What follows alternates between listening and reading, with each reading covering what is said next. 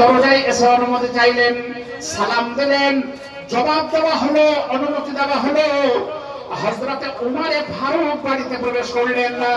তাহলে আবু বকর আসলেন, উমর আসলেন, কিন্তু বিশ্বনবী যেমন ভাবে শুয়েছিলেন তেরকম সে থেকে গেলেন। যেমন কাপড় হোঁটা পর্যন্ত উঠেছিল অতখানি কাপড় ছিল, কোন রকমের কাপড় নামানো হলো না, সরানো হলো না।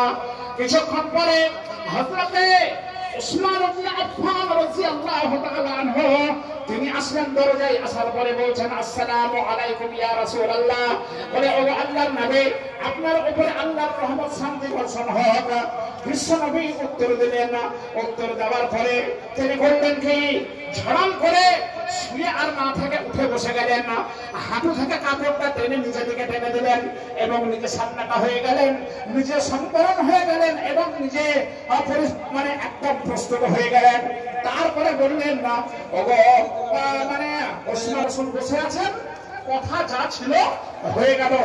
মুসলিম শরীফ 2য় খণ্ডের হাদিস। কি কথা হলো? অত আর লম্বা চওড়া কিছু নাই, কথা শেষ।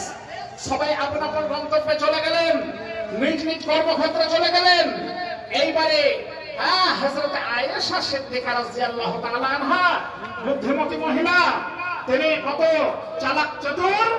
এইবারে বিশ্বনবীর কাছে এসে বলছেন, ইয়া রাসূলুল্লাহ, ইয়া হাবিবাল্লাহ, আমার মনে একটা কৌতূহল জেগে উঠেছে। প্রশ্ন হচ্ছে এই যে, আমার আব্বা আবু বকর আপনার বাড়িতে যখন প্রবেশ করলেন না, তখন কিন্তু আপনি যেমন ভাবে শুয়েছিলেন তেমনই শুয়ে থাকলেন না।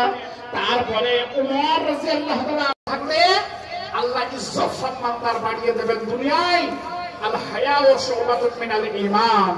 বিশ্বনবী বলছেন, আয়েশা, তুমি জিজ্ঞাসা করিলে উমর ভাই লৌহ মানব, কিন্তু এই উসমান ইবনে আফফান এমন একটা হায়াদার মানুষ, এমন একটা লজ্জিত সঞ্চিত মানুষ।